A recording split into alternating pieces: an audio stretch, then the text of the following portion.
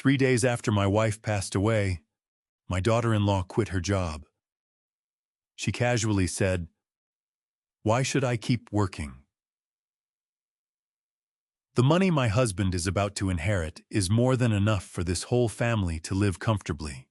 Then she called her father.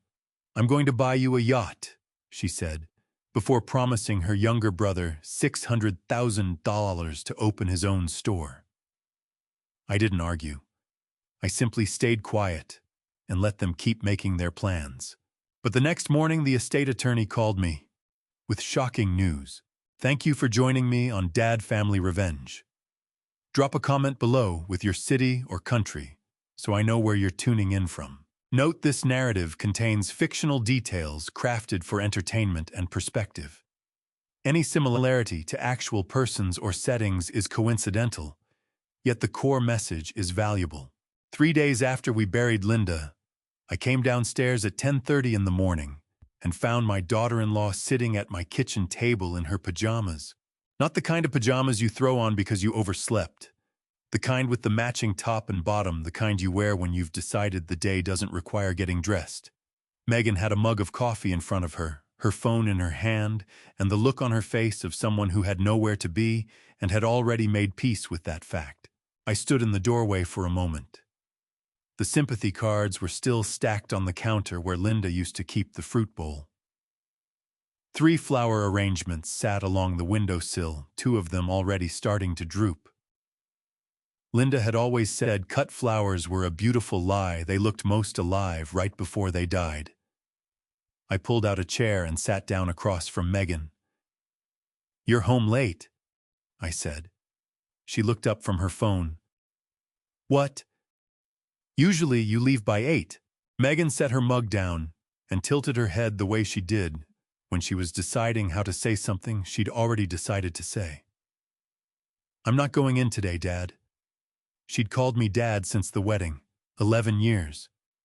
I'd never asked her to stop. "Actually," she said, "I'm not going back at all." I looked at her. "You quit. I put in my notice yesterday." She picked up her coffee again, both hands wrapped around the mug like she was cold. Even though it was 68 degrees and sunny outside the way Los Angeles always managed to be, even when it had no business being that pleasant. Why would I keep going in? The money Daniel's inheriting is more than enough for this whole family. I didn't say anything right away. I reached across the table and picked up one of the sympathy cards someone had left, without putting it back in the envelope. The front had a painting of a mountain at sunset. Inside, someone had written, "She was one of the good ones." I set it back down. "Linda's been gone 3 days," I said. "I know that." Megan's voice softened just enough to sound like compassion. "That's exactly why I'm staying home. To be here. To help you, Dad. You shouldn't be alone right now." I nodded slowly. Linda used to say that Megan had a talent for saying the right thing at exactly the right time. She didn't say it as a compliment. The morning moved the way mornings had moved all week, slowly, like everything was pushing through water. I made eggs I didn't eat. I refilled my coffee twice. Megan stayed at the table, scrolling through her phone, occasionally sighing in a way that invited comment. I didn't offer any. Then her phone rang. She glanced at the screen, stood up, and walked toward the living room window, that particular drift people do when they want the illusion of privacy without actually leaving the room. I stayed at the table. I'm 68 years old, and I've been married for 42 years. I know what it looks like when someone decides the conversation they're about to have is more important than the one they're currently in. "Hey, Daddy." Her voice changed completely. Lighter. Warmer. The voice you save for people you're genuinely happy to hear from. "No, it's fine. I have time to talk. I have all the time in the world now, actually." A pause while her father spoke. "Yes, really." She laughed, a short, bright sound that bounced off the living room walls and landed somewhere near me like a stone in still water. Listen, I've been thinking. You remember that boat you pointed out last summer, the one at the marina in San Diego? Another pause. I'm going to buy it for you. Her voice carried the easy confidence of someone spending money they consider already spent. Don't argue with me. Daniel's inheriting everything, the store, the warehouse, the savings. We're going to be fine. More than fine. A beat. You just pick the one you want, Daddy. Consider it done. I sat at my kitchen table with Linda's sympathy cards and Linda's drooping flowers and listened to my daughter-in-law promise her father a boat. Linda had been in the ground for 72 hours. The dress I'd worn to the funeral was still hanging on the back of the bedroom door because I hadn't been able to bring myself to move it. Her reading glasses were still on the nightstand. Her coffee mug, the one with the chipped handle she refused to throw away because Daniel had given it to her the year he graduated high school, was still sitting in the dish rack where I'd washed it 4 days ago and hadn't touched since. And Megan was buying her father a boat. I pushed back my chair, carried my mug to the sink, and stood there looking out the kitchen window at the backyard. Linda's garden. The roses she'd planted the first year we moved in the lemon tree that had taken 7 years to produce anything worth eating. The small bench she'd had me set up under the pepper tree so she could sit outside in the mornings with her coffee before the neighborhood woke up. Megan was still talking in the living room. Something about a showroom, $600,000, her brother's big plans. I turned on the faucet and rinsed my mug. The water ran warm, then hot. I turned it off. 42 years ago, Linda and I had driven a U-Haul truck from Phoenix to Los Angeles, with everything we owned loaded in the back and $400 between us. She'd navigated with a paper map folded the wrong way, reading intersections out loud while I drove. We'd argued twice and laughed 3 times before we crossed the California state line. We'd built everything in this house together. Every account, every property, every decision, we'd made it, side by side. Linda had been gone 3 days. I dried my hands on the dish towel, the one with the faded blue stripe she'd bought at a farmer's market in Pasadena 3 years ago. And I listened to Megan describe a future being built on a foundation she had not yet checked to see if it existed. She hadn't asked me a single question. I hadn't said a word. From the living room, Megan's voice wrapped up the call with a bright and certain, "Love you, Daddy. Talk soon." I folded the dish towel over the handle of the oven, the way Linda always kept it. The phone on the kitchen counter hadn't rung in my direction once. Tomorrow morning, Linda's attorney was going to call. Daniel came for dinner that evening, carrying a bag of takeout from the Thai place on Ventura Boulevard, the one Linda used to order from every Friday, because she said their green curry reminded her of a trip we took to Bangkok for our 20th anniversary. He set the containers on the counter and hugged me the way he'd been hugging me since the funeral, quick, firm, over, before I could really settle into it. "Figured nobody wanted to cook," he said. I appreciated the gesture. I want to say that clearly, because everything that came after makes it easy to forget that Daniel showed up that night with dinner in his hands. We sat at the dining room table, the one Linda had refinished herself the summer Daniel turned 16, sanding it down in the garage over 3 weekends, until her hands blistered, and I finally made her stop and let me help.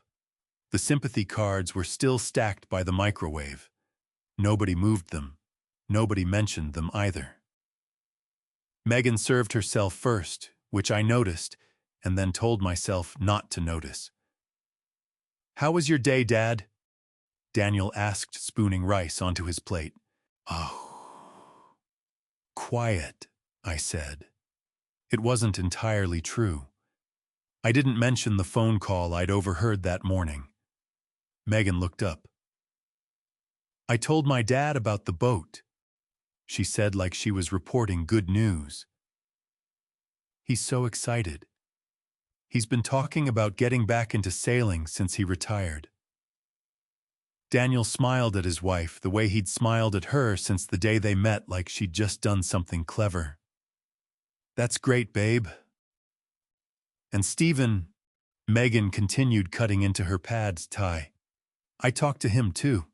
He's finally ready to open that furniture showroom he's been planning for 2 years. He just needs the capital." "How much capital?" I asked. Megan didn't hesitate. 600,000. Which sounds like a lot, I know, but once everything settles, it's really not that much in the scheme of things. I set down my fork. The scheme of things. "You know what I mean?" She waved a hand, dismissing the phrase the way you'd wave away a fly. "Daniel's inheriting the store, the warehouse, the savings. Your house is paid off. We're talking about a fraction of what's coming." I looked at Daniel. He was eating his curry, not looking up, not disagreeing, not agreeing out loud either.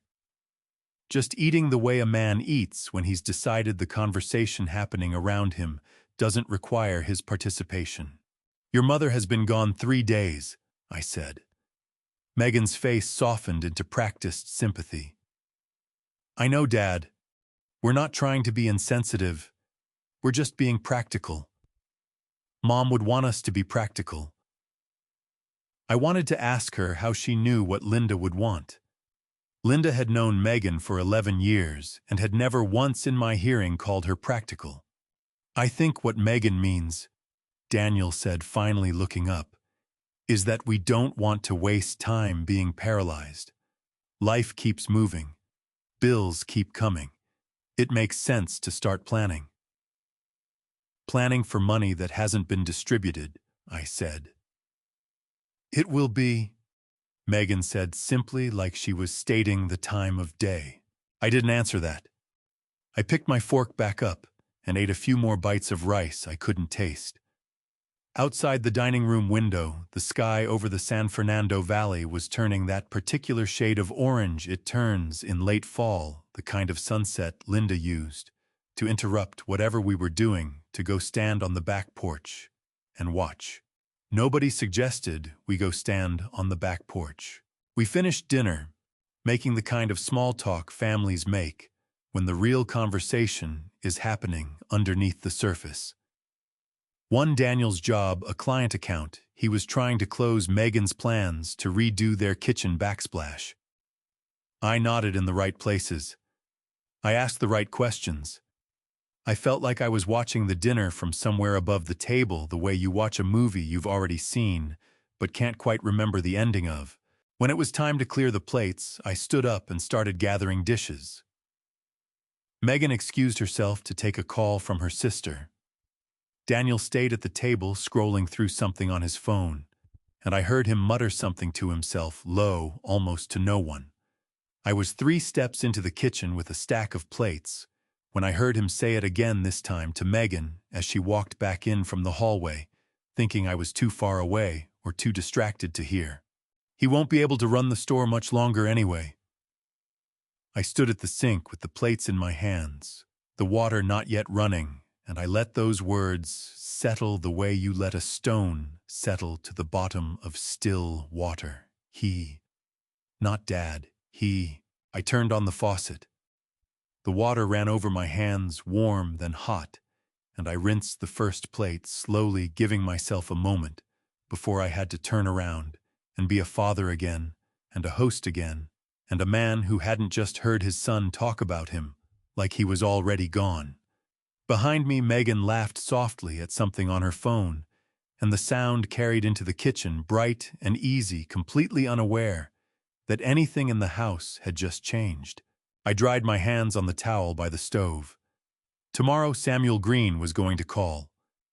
I didn't know yet how much that phone call would end up mattering, but standing there with my son's voice still hanging in the air behind me, I understood for the first time since Linda died that I needed to listen more carefully than I'd been listening.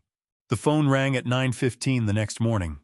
While I was standing in the garage trying to decide what to do with 3 boxes of Linda's gardening tools I wasn't ready to touch, and wasn't ready to leave sitting there either, I saw the name on the screen before I answered. Samuel Green.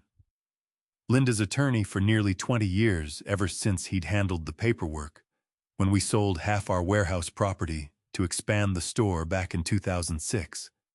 I'd sat across from Samuel maybe a dozen times over the decades, always for something ordinary, a property line dispute with a neighbor updating our wills after Daniel was born, the refinancing when interest rates dropped in 2012. Samuel Green was not a man who called without reason. Robert.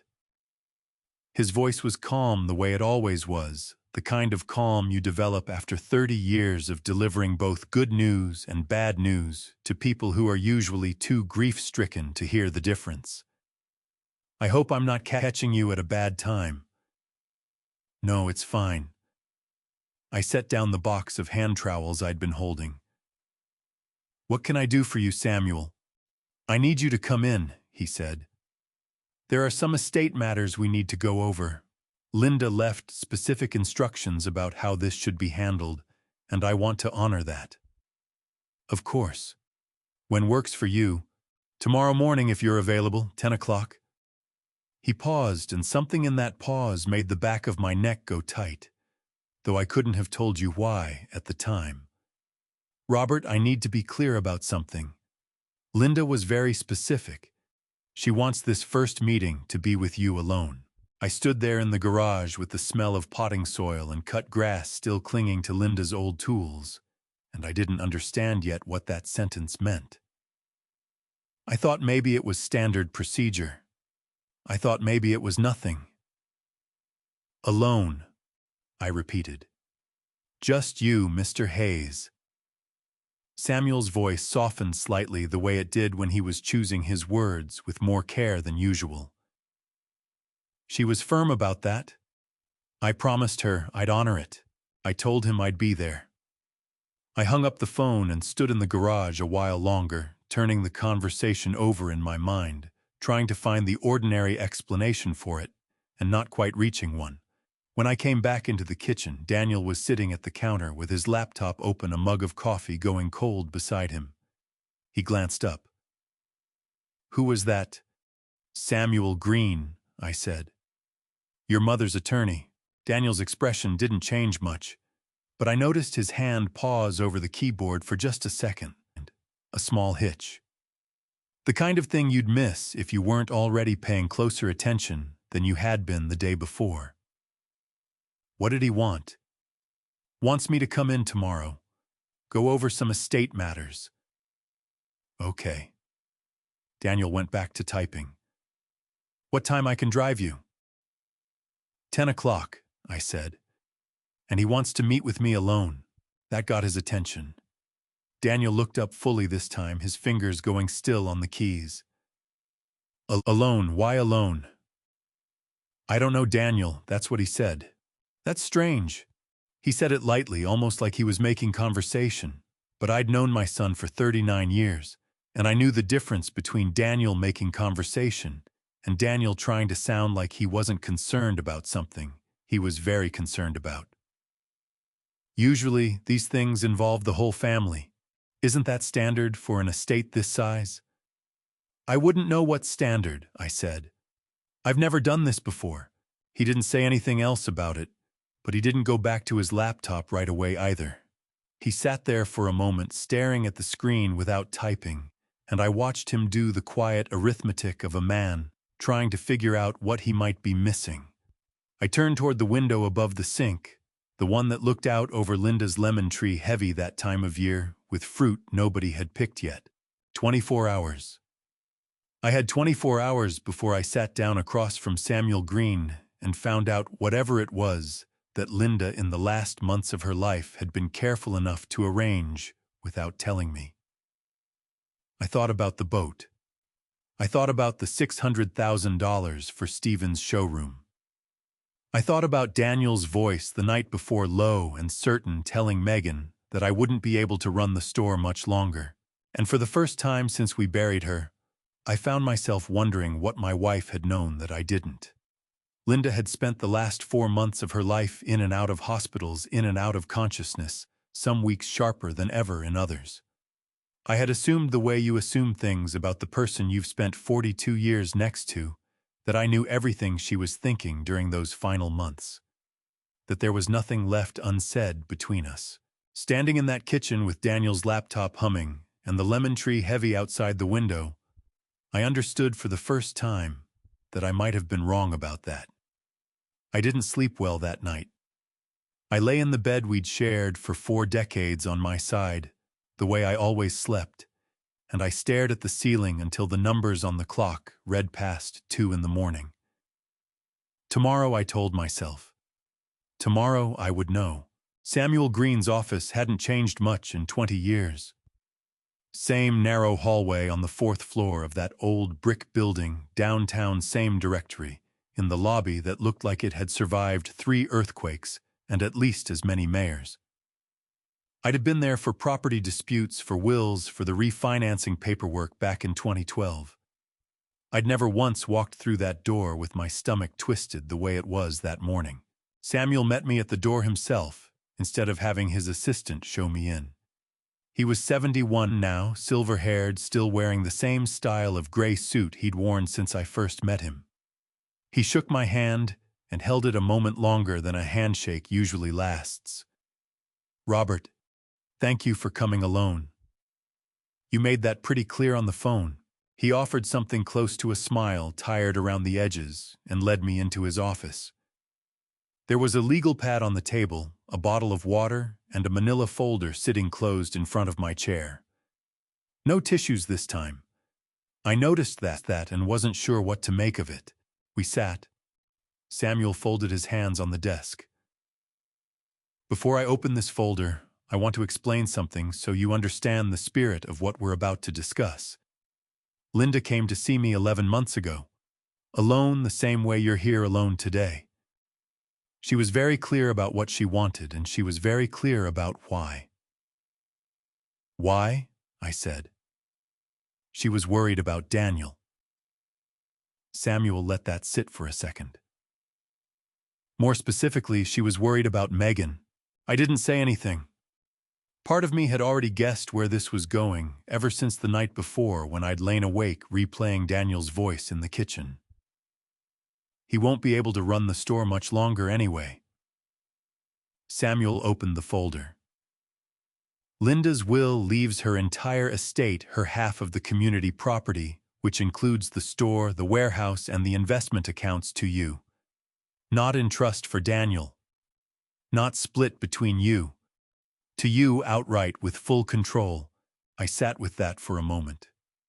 And Daniel is not named as a direct beneficiary of any cash, real property, or business interest. Samuel said, his voice level and careful, a man delivering facts he'd rehearsed how to deliver. He's a contingent beneficiary. That means if you predecease Daniel, the remaining estate passes to him at that point, structured through a revocable trust Linda established. But right now, today, this year, Daniel inherits nothing directly. You have 100% control. I thought about Megan sitting at my kitchen table 2 days ago, promising her father a boat. I thought about the $600,000 for her brother's showroom. All of it built on money that as of that morning belonged entirely to me. Does Daniel know this? I asked. Not from me. Samuel slid the folder an inch closer to me. There's something else. Linda wanted you to have this before we discussed anything further. He handed me a sealed envelope. My name was written across the front in Linda's handwriting, the same blocky, careful print she'd used on grocery lists and birthday cards for 42 years. I opened it with hands that weren't entirely steady. Robert, if you're reading this, it means I'm gone, and it means Samuel has done exactly what I asked him to do. I need you to trust me on something, even though I know how strange it must feel to hear this from a piece of paper, instead of from me. I've watched Megan for 11 years. I love her the way you love family, which is to say imperfectly and without much choice in the matter. But I've also watched how she talks about money when she thinks no one who matters is listening. I've watched her ask Daniel questions about the store's finances that had nothing to do with curiosity and everything to do with arithmetic. If in the days after I'm gone, Megan quits her job or makes promises to her family about money that isn't hers yet, please don't tell yourself that's grief talking. Grief doesn't move that fast. Grief doesn't already know the numbers. That's not sorrow, Robert. That's greed that finally has permission to show itself. I stopped reading there. Not because there wasn't more, I could see more lines beneath that paragraph, but because I needed a moment before I let myself read further. My chest had gone tight in a way I hadn't felt since the night the doctors first told us what was growing inside Linda's lungs. Samuel sat quietly across from me, giving me the space to fold the letter closed without finishing it. "She wrote this 11 months ago," I said, 6 months before she passed. She revised it once, closer to the end, but the core of it stayed the same. Samuel's voice softened. "She didn't want you spending your last months with her defending Megan to a woman who'd already made up her mind. She wanted you to grieve without having to also be suspicious." I looked down at the envelope in my hands. Linda had known. Not guessed, known with the kind of certainty that only comes from paying close attention to someone for over a decade. "There's more in the letter," Samuel said gently. "When you're ready." I wasn't ready. Not yet.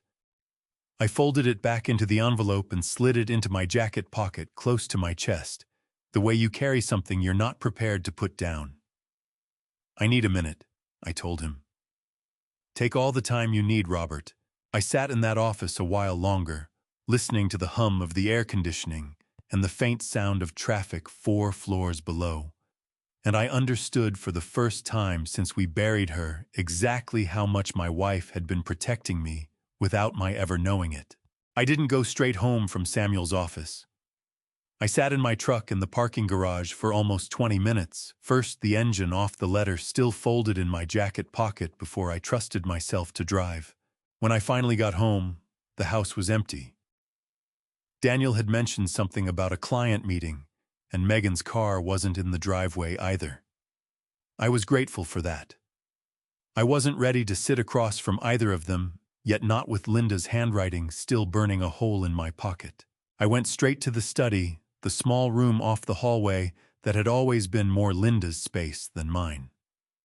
She'd kept the family filing cabinet in there, a heavy gray 4-drawer thing we'd bought secondhand back in the 80s, still standing exactly where it had stood for decades, tucked beside the window that looked out over the lemon tree. I sat down in Linda's chair. She'd had a habit of tucking one leg underneath herself while she worked, and the cushion still held a faint impression of that, and I finished the letter. "I don't know exactly how she'll do it, Robert. Maybe it's a loan she asks you to make. Maybe it's pressure on Daniel to sell the store. Maybe it's something smaller, something that seems reasonable in the moment. I only know this: watch closely in the first few weeks. People show you who they are fastest when they think grief has made everyone else too tired to notice. I love you more than I know how to write down. Whatever you decide to do about any of this, do it because it's right, not because you're trying to protect Daniel's feelings. He's a grown man. He can survive being told the truth. Yours always, Linda." I sat with that letter open on my lap for a long time. Then I pulled open the bottom drawer of the filing cabinet, the one where we kept the bank statements, the warehouse appraisal documents, the insurance policies, everything that mapped out exactly what Linda and I had built together over 4 decades. The first thing I noticed was the manila folder holding our most recent bank statements. It had been resealed with a small piece of tape along the edge, the kind of thing you'd do if you'd opened an envelope and wanted it to look untouched. I hadn't sealed it that way. Linda hadn't either. She always used a binder clip, never tape. I went through the rest of the drawer slowly. The warehouse appraisal from the previous spring, valuing the property at just over $2 million, had a faint crease across the top corner that hadn't been there the last time I'd pulled it out to compare rates with our insurance agent. Small things. The kind of small things you'd only notice if you'd spent 42 years being the person who filed those documents in the first place. Then I remembered the camera. Years ago, after a rash of car break-ins on our street, I'd installed a small security camera in the study, mostly to keep an eye on the side door that led out to the garage. Linda had teased me about it, constantly called me paranoid, said the neighborhood hadn't had a real crime since 1997. I'd left the camera running out of habit more than necessity, feeding into an old hard drive I rarely checked. I pulled up the footage on my laptop, scrolling back through the months, watching the study empty and fill and empty again in fast, silent flashes. And then I found it. Megan in April, 4 months before Linda passed, sitting at this same desk with a bowl of soup she'd claimed she was bringing up to Linda's room. Except in the footage, she wasn't heading upstairs. She was sitting in Linda's chair, phone held over the open filing cabinet, photographing page after page of bank statements, the warehouse appraisal, the account summaries from our financial advisor. Methodical, unhurried. A woman who knew exactly what she was looking for and exactly how long she had before someone might walk in. I watched the timestamp. 4 minutes and 32 seconds. Then she closed the folder, resealed it with a strip of tape from a dispenser she must have brought with her, and carried the now cold soup upstairs to my dying wife. My hands were shaking by the time I closed the laptop. Not from anger exactly. Something colder than anger. Something closer to grief, if grief could curdle into something with edges. I thought about all those weeks. Megan showing up with soup with crackers with the herbal tea Linda liked when her stomach couldn't handle much else. I'd thanked her for it. I'd told her more than once how much it meant to us that she made the time. She'd been making the time to count our money, while my wife lay upstairs too weak to walk to the bathroom without help. I sat in Linda's chair until the room went dim with evening, the letter open on my lap. The laptop closed beside me, and I thought about the words she'd written 11 months ago. Greed that finally has permission to show itself. She hadn't just suspected, she'd known. She'd probably known long before she wrote that letter, long before she ever sat down with Samuel Green to arrange the trust. I heard the garage door open sometime after 6. Daniel was home. I closed the filing cabinet, slid the letter back into my jacket pocket, and sat there another moment, composing my face the way you compose a face you don't want anyone reading too closely. Then I stood up, turned off the study light, and went to greet my son, like nothing in the world had changed, even though everything had. The phone rang just after 9 the next morning, while I was standing at the kitchen sink, rinsing out Linda's chipped coffee mug the way I'd taken to doing every morning, even though nobody drank from it anymore. I answered without checking the screen. "Robert, it's Barbara, from next door." Barbara Whitfield had lived beside us for almost 18 years, ever since she and her husband moved in after their youngest went off to college. She and Linda used to trade tomatoes over the fence every summer, arguing good-naturedly about whose garden produced better fruit. Barbara had brought over a casserole the week Linda died, the kind wrapped in foil with instructions taped to the top for reheating, and she hadn't asked for the dish back. "Barbara, good morning."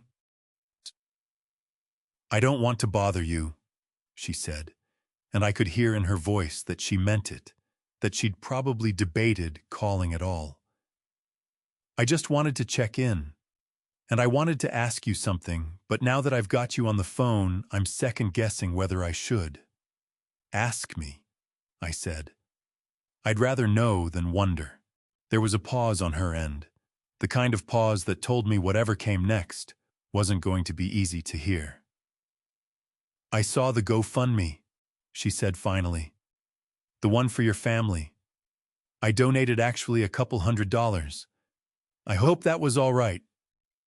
I set the mug down on the drying rack. "What GoFundMe?" Another pause, longer this time. "You don't know about it?" No, Barbara. I don't know what you're talking about. Oh, Robert. Her voice dropped, apologetic and uncertain all at once. I assumed you knew. Megan set it up. I think it was the day after the funeral. It's got Linda's picture on it, some really sweet words about what a wonderful mother she was, how the family's struggling with unexpected expenses. A lot of people from the neighborhood have given. I think it's up to $8,000 now, maybe more. I stood very still in my kitchen, the water still running behind me, and for a moment I couldn't make myself say anything at all. Robert, are you there? I'm here, I said. My voice sounded strange to me, flatter than I meant it to. Thank you for telling me, Barbara. I appreciate that. I'm sorry if I've upset you. I really did think you knew. You haven't upset me, I said, which wasn't entirely true. But it wasn't Barbara's fault. And I wasn't going to make her carry any of what I was feeling. I'm glad you called. We talked another minute or two, small things, her asking how I was sleeping, me giving the kind of answer you give when you don't want to actually answer. When I hung up, I stood at the counter with my hand still resting on the phone, and I let myself feel the full weight of what Barbara had just told me. I turned off the faucet. The kitchen went quiet, except for the hum of the refrigerator and the tick of the clock above the stove, the one Linda had bought at a flea market in Ventura 20 years ago, because she liked the brass rooster on the face of it. I walked to the study and pulled up the fundraising site on the computer, typing Linda's name into the search bar with hands that weren't entirely steady. It took less than a minute to find it. There she was, smiling in a photo from Daniel's college graduation, a photo I recognized instantly because I'd taken it myself. Beneath it, in Megan's handwriting, a paragraph about grief, about unexpected medical costs, about a family trying to hold itself together after losing someone irreplaceable. $8,215 raised. 63 donors. I recognized half the names, neighbors, people from church, two of Linda's old co-workers from the accounting firm where she'd worked before joining the store full-time. Not one word of it was a lie exactly.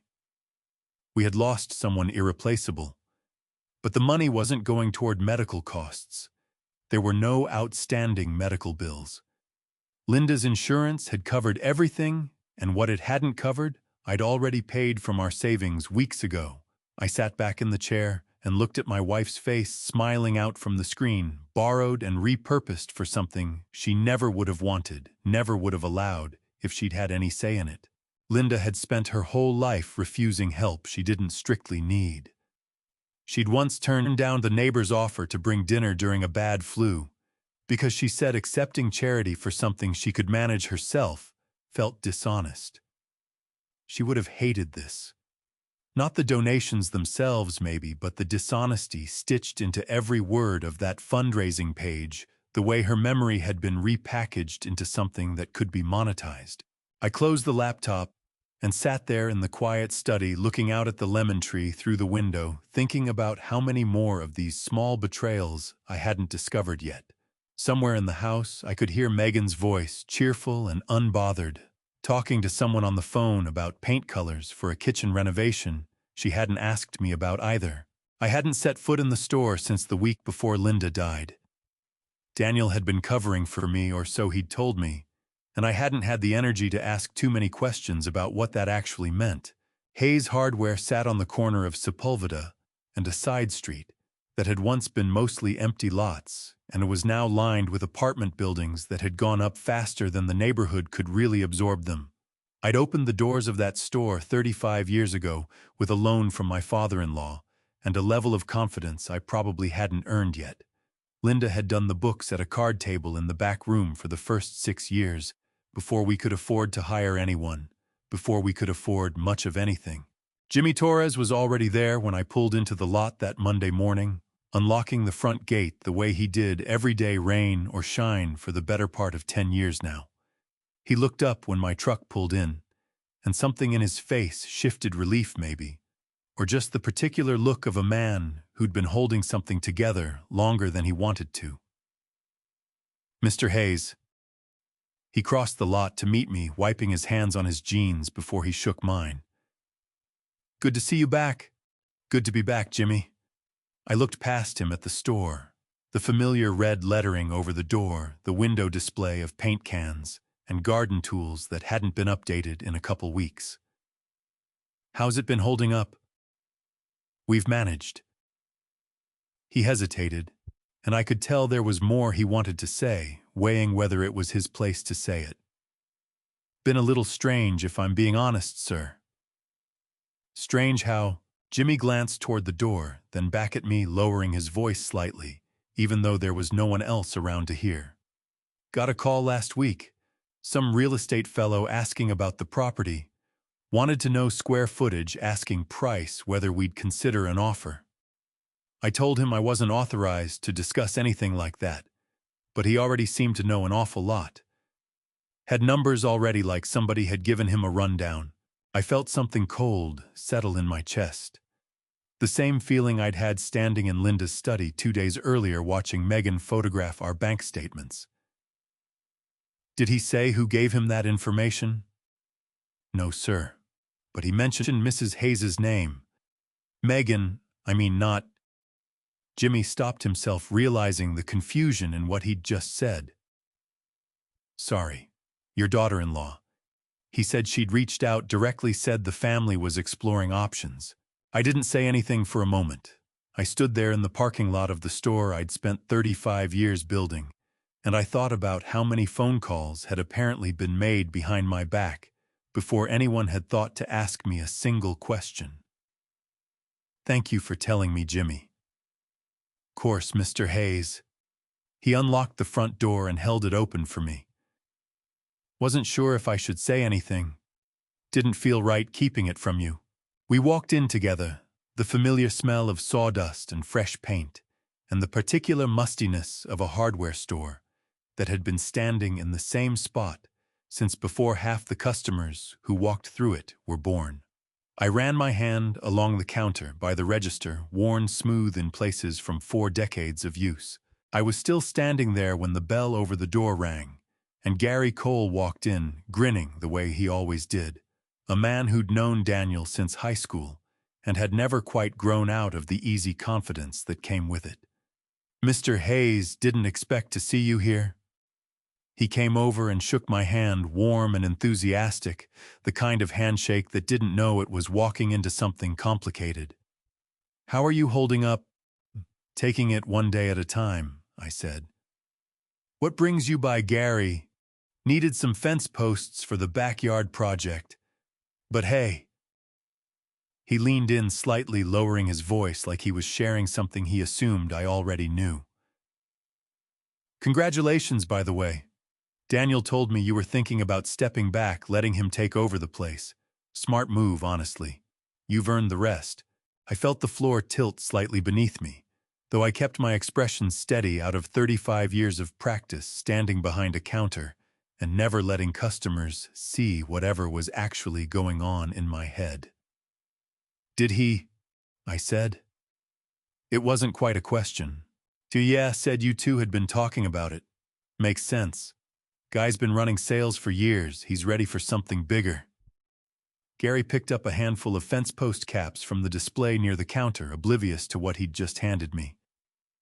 Anyway, just wanted to say congrats. You've built something great here.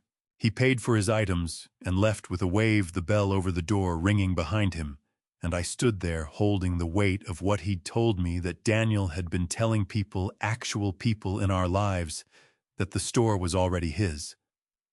Before I'd said a word, before I'd made a single decision, Jimmy was watching me from across the store, pretending to reorganize a shelf of paint rollers, giving me the privacy of my own thoughts while staying close enough to be useful if I needed him. You okay, Mr. Hayes? He finally asked, when the silence had stretched long enough that he couldn't pretend not to notice. I looked around the store, every shelf, every corner, every inch of it built with Linda's hands as much as mine, and I made a decision right there that I wasn't going to let any of it slip away without a fight. "Get back to work, Jimmy," I said. It wasn't an answer to his question, but it was the only one I had. I woke up a little after 1 in the morning with my mouth dry, and my mind already turning over everything Jimmy and Gary had told me at the store that day. Sleep hadn't been coming easily since Linda died, but that particular night it refused altogether, circling back again and again to the image of some real estate stranger already knowing the square footage of my own building. I got up quietly, the way you learn to move through a house after 4 decades of not wanting to wake the person sleeping beside you, even though there was no one left to wake in that bed anymore. I padded down the hallway toward the kitchen for a glass of water, and that's when I heard voices coming from the study. Low voices. Careful voices. The kind of voices people use when they think everyone else in the house is asleep. I stopped in the hallway just outside the door, which had been left open a few inches. Daniel's voice, first quieter than I'd ever heard him speak, quieter than seemed necessary for a house where everyone was supposed to be sleeping. "He's not going to sign anything tonight," Daniel was saying. "You need to slow down. I'm not talking about tonight." Megan's voice tight and impatient. "I'm talking about the timeline in general. My dad's already put a deposit down on that marina slip. If this drags out another 6 months, we're going to lose it." "It's not going to drag out 6 months. How do you know that?" There was a pause, and I stood very still in the dark hallway, one hand braced against the wall, listening to my own heartbeat in my ears. "Because he's 68, Megan. He just lost his wife of 42 years. He's not sleeping, he's barely eating, and he's trying to run a hardware store by himself for the first time in decades. That's not a man who's going to hold out against pressure for very long." Daniel's voice carried a kind of calm certainty that turned my stomach in a way anger alone never could have. "We just keep the pressure on. Family dinners, reminders about what Mom would have wanted. Eventually he gets tired, and tired people sign things just to make the conversation stop. And if he doesn't get tired, then we remind him he can't run that place alone forever. He'll need help eventually, whether he wants it or not. And when he needs it, he negotiates from a weaker position." I stood in that hallway with my glass of water sweating in my hand, and I listened to my only son describe in careful, patient detail a strategy for outlasting his own grieving father. Not persuading me, not talking to me. Outlasting me the way you outlast weather waiting for exhaustion to do the work that honesty apparently couldn't. "I don't like waiting," Megan said. "My dad's not going to wait forever either. He's already telling people about the boat. Then tell him to be patient. Everything gets messier if Dad feels cornered too fast." A pause, and I could hear the particular rustle of someone shifting in a chair. "Trust me. I know him better than you do. He always comes around eventually. He just needs time to feel like it was his decision." I stood there long enough that my legs started to ache from standing so still, long enough that the ice in my water glass had gone quiet against the sides. Part of me wanted to walk into that study and set the glass down hard enough to make them both jump, to ask my son directly whether he'd meant a single word of what he'd said to me at dinner, at the funeral, in all the quiet moments over the past week, when I'd let myself believe he was simply grieving alongside me. But I didn't. I turned slow and careful and walked back down the hallway the way I'd come, my bare feet silent on the hardwood floor. Linda and I had installed ourselves the summer after we paid off the mortgage.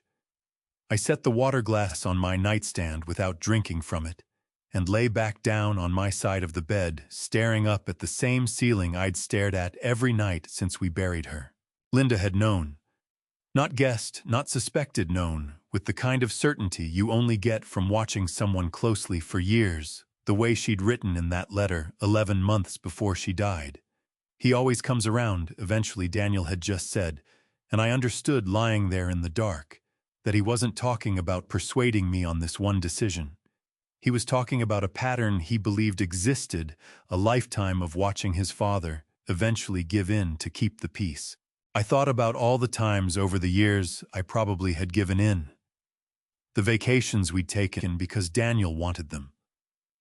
The car I'd co-signed for at 22 because arguing about it seemed harder than just helping.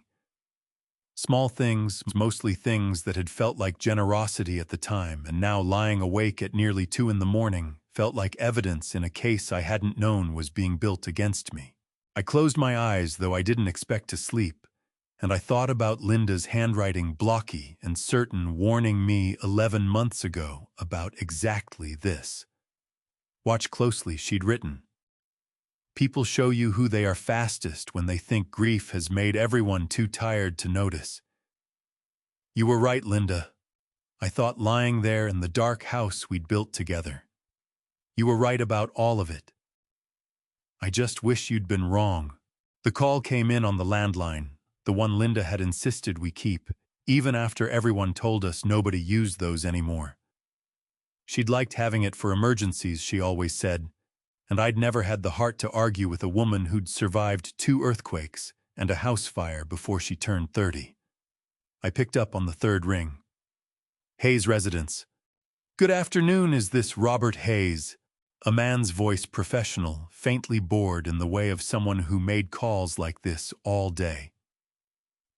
This is Trevor calling from Marina Pacific Yacht Sales. I'm following up on the balance remaining on the deposit for the 42-foot Sea Ray. We had it scheduled to close out this week. I stood in my kitchen holding the phone, trying to make sense of the words coming through the receiver. I think you might have the wrong number. This is the number on file for the account, Trevor said, and I could hear him clicking through something on his end. Under the name Megan Hayes, this landline is listed as the primary contact. I don't know anything about a boat deposit, I said slowly. Can you tell me when this account was opened? There was a pause while he checked. Looks like the initial deposit was placed back in November. $5,000 to hold the vessel. We usually give 60 days before we need the remaining balance or a financing commitment, so that puts us right about now. November. I did the math without wanting to. Linda had gone into the hospital for the last time in early November, slipping into what the doctors called a deep sedation, the kind they use when a body is fighting too hard against something it can't win. She'd been unconscious for the better part of 2 weeks before she died. Can you tell me the exact date the deposit was placed? I asked, my voice steadier than I felt. November 14th, Trevor said. Would you like me to email over the paperwork? Sometimes it helps to have it in writing when there's some confusion about an account. Yes, I said. Please send it. I gave him my email address, thanked him for his time in a voice that didn't sound entirely like my own, and hung up the phone. Then I stood in my kitchen for a long moment, my hand still resting on the receiver, doing the math again, just to make sure I hadn't gotten it wrong the first time. November 14th. I remembered that day with a clarity that surprised me, the kind of clarity that comes with grief attached to a specific date. Linda had been unconscious for 6 days by then.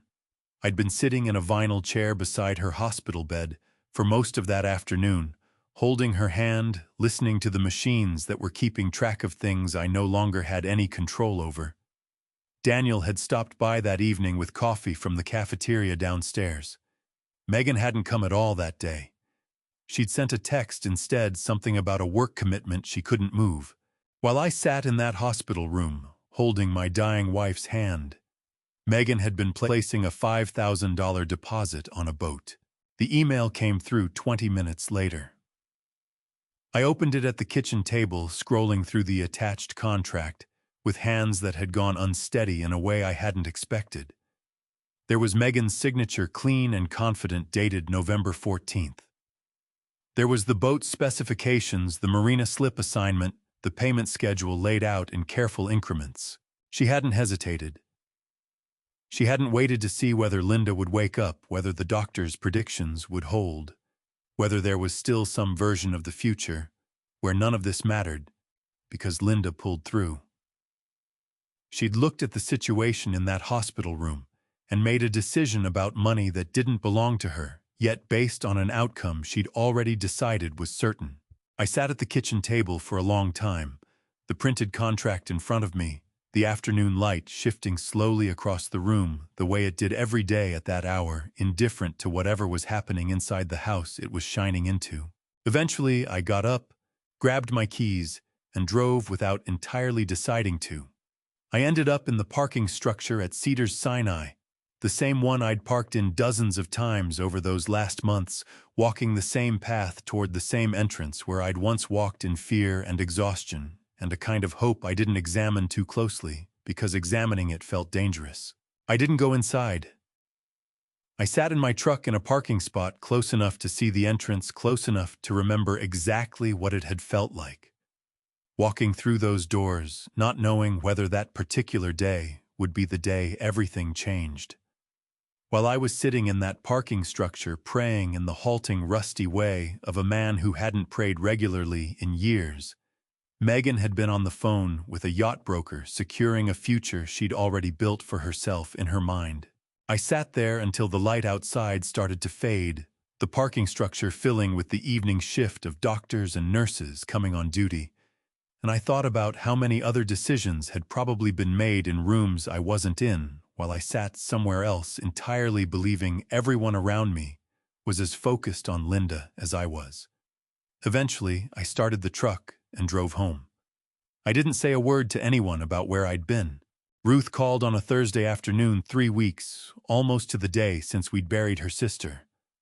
I hadn't spoken to Ruth much since the funeral, beyond the usual condolence calls, the kind where neither person quite knows what to say, and both are grateful when the conversation reaches its natural end.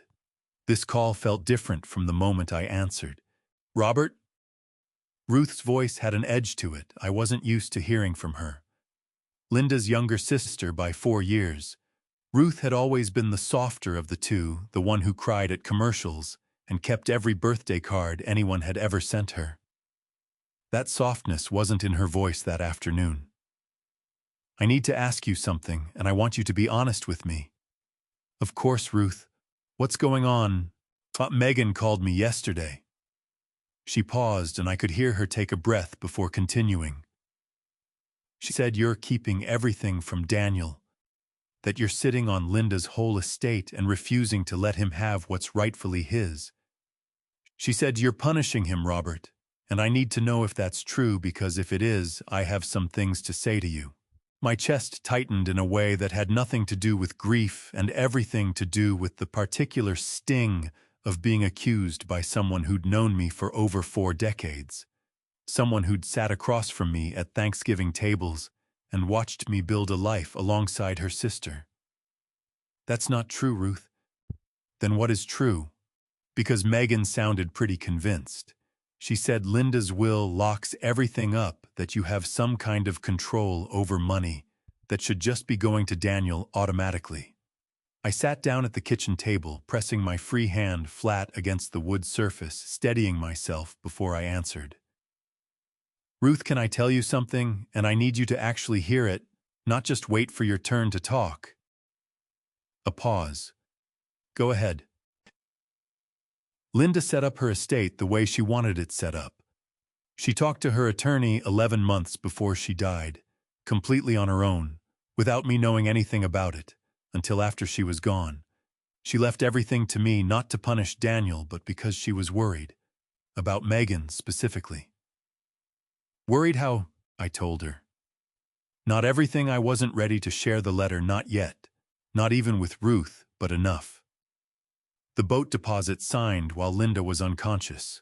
The GoFundMe page using Linda's photo for donations that had nothing to do with medical expenses. The real estate inquiry about the store before I'd agreed to sell anything. The conversation I'd overheard in the study, Daniel's voice describing a strategy for outlasting his own father's grief. Ruth was quiet for a long moment after I finished. When she spoke again, her voice had lost the edge from earlier, replaced by something closer to disbelief. She used Linda's picture for money. She did. Robert, I gave to that. I gave $200 because I thought. Ruth stopped herself, and I could hear something catching in her throat. I thought I was helping you. I thought there were medical bills. There weren't. Linda's insurance covered everything. The silence on the line stretched long enough that I checked to make sure the call hadn't dropped. When Ruth finally spoke, her voice had gone softer than I'd heard it since Linda's funeral. Linda called me, about 2 months before she passed. Ruth's voice wavered slightly. She said she was worried about something, but she wouldn't tell me what. I asked her twice, and both times she just said she was handling it, that she didn't want to say anything until she was sure. I closed my eyes. 2 months before she died would have put that call right around the time Linda started tracking Megan's absence, right around the time she'd apparently set the trap with the fake news about the store losing money testing, whether Megan's devotion would survive bad financial news. She was handling it, I said quietly. She handled almost all of it before she even got sick enough that she couldn't handle things anymore. I'm sorry, Robert. I should have pushed her harder to tell me. I should have called you directly instead of believing what Megan told me on the phone. You didn't know what you didn't know, Ruth. None of us did until we did. We talked another 20 minutes after that, Ruth asking careful questions, me answering as honestly as I could, without handing over every detail of Linda's letter, which still felt like something too private to share even with her own sister. By the time we hung up, something in the conversation had shifted entirely from where it started. Ruth wasn't calling to challenge me anymore. She was calling, I realized somewhere in the middle of it, to figure out how to help. Robert, she said right before we ended the call. If Megan calls me again, trying to get me to pressure you, I'm going to tell her exactly what I think of what she did with that fundraiser. Family or not. Thank you, Ruth. Linda would have done the same for you, she said. She always did. I sat at the kitchen table for a while, after we hung up the phone, still warm in my hand, thinking about how many people Megan had probably already called. How many conversations like this one might be happening in houses across the city built on a version of events that made me sound like the villain in a story I hadn't agreed to be part of. But Ruth had listened. Ruth had believed me once she'd actually let herself hear the truth, instead of the version she'd been handed first.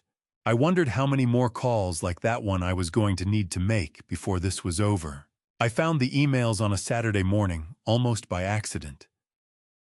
Linda's old laptop had been sitting on the shelf in the study since before she went into the hospital the last time. She'd asked me to keep it charged, one of those small requests she'd made in the weeks when she still had enough energy to care about practical things.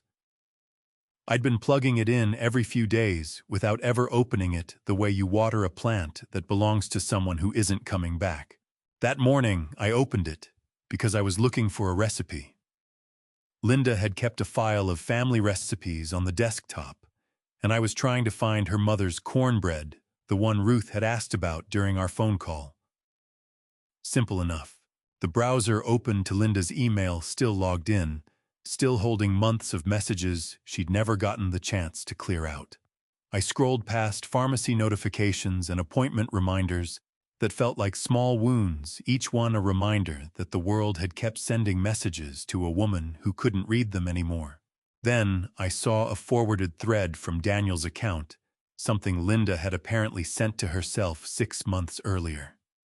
The subject line read FW2RE Showroom Business Plan Updated Draft. I opened it with hands that had already learned to expect the worst.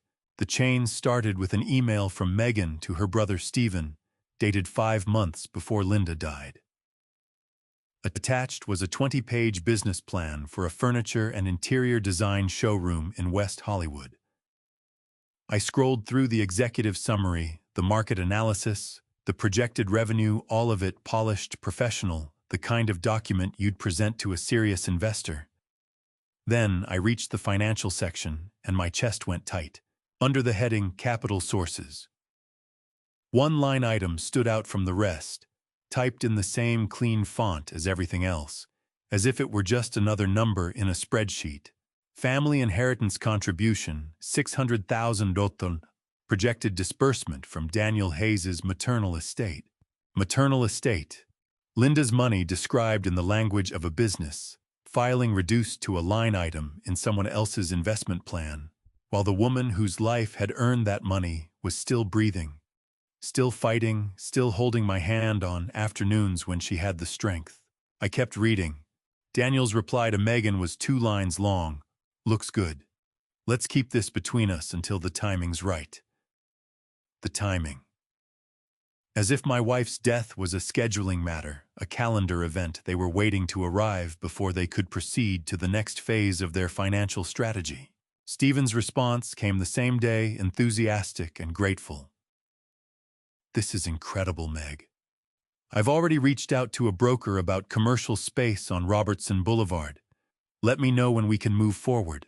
5 months before Linda died, her daughter-in-law had already commissioned a business plan, recruited her brother, identified retail space, and earmarked $600,000 of Linda's estate as startup capital. 5 months. Linda had still been going to physical therapy twice a week back then, still talking about planting new tomatoes in the spring, still asking me to drive her to the farmer's market on Sundays because she wanted to pick out her own avocados. I closed the laptop and sat there staring at the blank screen, feeling something break inside me that I hadn't realized was still intact. The phone rang an hour later. Samuel Green. Robert, I have something I need to tell you, and it's going to be difficult to hear. Today seems to be that kind of day, Samuel. Go ahead. Linda shared some information with me during our final meetings that I've been waiting for the right time to disclose. She authorized me to tell you when I judged you were ready. He paused. About 8 months before she passed, Linda ran a test. What kind of test? She let it slip to Megan deliberately that the hardware store was hemorrhaging money and the warehouse might be seized by the bank. She told Megan this privately over lunch, framing it as a confidence she needed someone to share with. I already knew what was coming, but hearing Samuel say it out loud turned the knowing into something sharper. Megan stopped visiting, I said, or almost immediately. Linda tracked it. Megan had been coming by 2 or 3 times a week, bringing soup medicine, helping around the house. After that lunch, the visits dropped to nothing for nearly 2 months. Not a phone call, not a text, not a single bowl of soup. I closed my eyes and saw the calendar on the kitchen wall, Linda's handwriting marking the days, the visits that came and went. I remembered asking her why Megan hadn't been around. Linda had shrugged and said something about Megan being busy at work. She'd protected me from the answer even then. Shatitonind. Then Daniel mentioned to Megan that the warehouse had actually signed a major long-term lease. Samuel continued. Within 48 hours, Megan was back. Flowers, home-cooked meals, offering to drive Linda to appointments. And Linda knew exactly why she came back. She documented everything, Robert. Dates, frequency of visits, the correlation with financial information. She brought it all to me when she asked me to restructure the trust. I sat in the study a long time after Samuel hung up. The laptop sat closed in front of me, holding those emails the way a locked drawer holds evidence you wish you'd never found. I thought about Linda, sick and exhausted, but still sharp enough to run an experiment on her own daughter-in-law, still methodical enough to track the results. Then I opened the laptop one more time and found the last email in the chain, the one Daniel had sent to Megan 3 weeks before Linda died. 5 words that broke something inside me I didn't have a name for yet. Mom doesn't have long. Be ready. I closed the screen. I walked out to the backyard, stood under the lemon tree in the dark, and for the first time since we buried Linda, I let myself cry. They came without warning on a Sunday afternoon 4 weeks after we buried Linda. I was in the garage reorganizing a shelf of paint cans I'd already reorganized twice that week when I heard the front door open and several voices filling the living room at once. By the time I came inside, Daniel and Megan were standing near the couch, and sitting on the chairs across from them were Ruth, my cousin Frank, and Frank's wife Deborah, who I hadn't seen since the funeral reception. Nobody had called first. Nobody had asked if this was a good time. The arrangement of people in my own living room had the feeling of something rehearsed, a scene that had been staged before I walked into it. "Dad."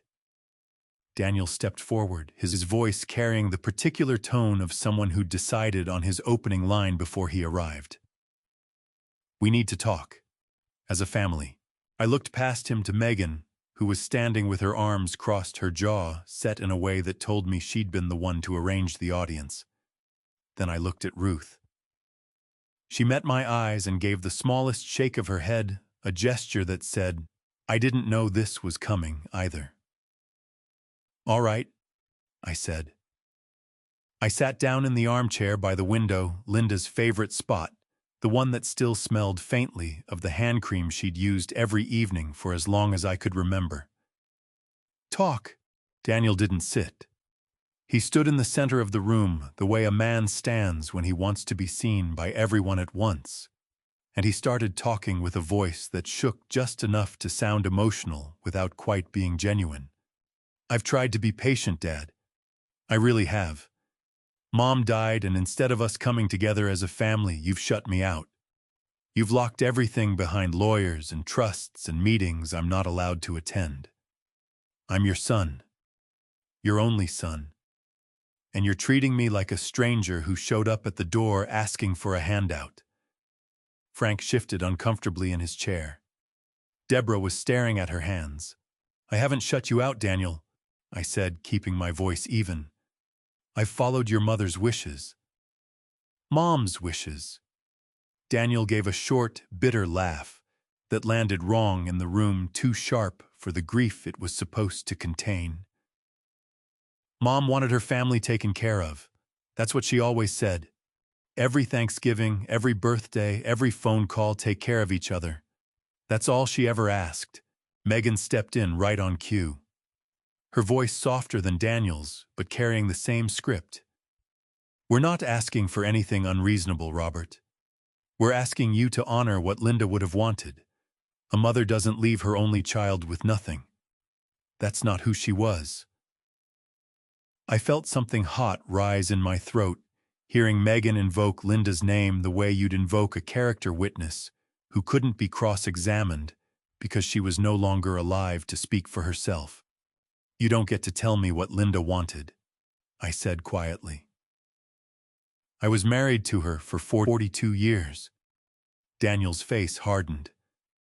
"And I was her son for 39. So don't act like you're the only one who lost somebody." "I'm not acting like anything, Daniel. I'm sitting in my own house being told by my own son that I'm betraying his mother's memory because I won't hand over money she specifically chose not to give you directly." The room went tense. Frank uncrossed his legs and recrossed them. Deborah looked like she wished the floor would open up beneath her chair. Daniel took a step closer. His eyes were wet, and I couldn't tell anymore whether the tears were real or calculated, and the fact that I couldn't tell was its own kind of heartbreak. "Mom died so her family could have a better life," he said, his voice cracking on the word "died" in a way that made my hands grip the armrests of Linda's chair. "And you're sitting there hoarding everything she built, punishing your own son using her money as a weapon because you can't stand the idea that someone else might benefit from it." I looked at him. Really looked at him the way you look at someone you've loved since the moment a nurse placed him in your arms, red-faced and screaming 39 years ago in a delivery room at Good Samaritan Hospital. I looked at him and I searched for the boy I'd taught to ride a bicycle in the driveway. The teenager who'd helped me hang the sign above the store on opening day, the young man who'd cried at his own wedding because he was so happy. I searched for that person, and I couldn't find him standing in front of me. "Are you done?" I asked. The question landed harder than I expected. Daniel blinked. Megan's mouth opened slightly, then closed. Frank and Deborah both looked at me with expressions I couldn't quite read, surprise maybe, or something close to relief. I stood up from Linda's chair slowly, the way a man stands when he wants to make sure every person in the room understands that what's about to happen is deliberate. "When you're ready to have a real conversation," I said, "you know where I live." Then I walked into the kitchen and started making coffee. Not because I wanted coffee. Because I needed my hands to do something that wasn't shaking. And because there's a particular kind of power in turning your back on a room full of people who expected you to crumble and choosing instead to grind beans. Behind me, I could hear the shuffling of people who didn't know what to do next. Megan's heels clicking toward the front door. Daniel's voice low and furious saying something to Frank I couldn't quite make out. Ruth's voice steady and clear cutting through. "That's enough. You've said enough." The front door opened. The front door closed. Ruth came into the kitchen and stood beside me while the coffee brewed. Neither of us saying a word, just standing there together, the way two people stand when they've both loved the same woman, and they both know she would have hated every second of what just happened in that living room. The night before I did it, I sat in the study and read Linda's letter one more time.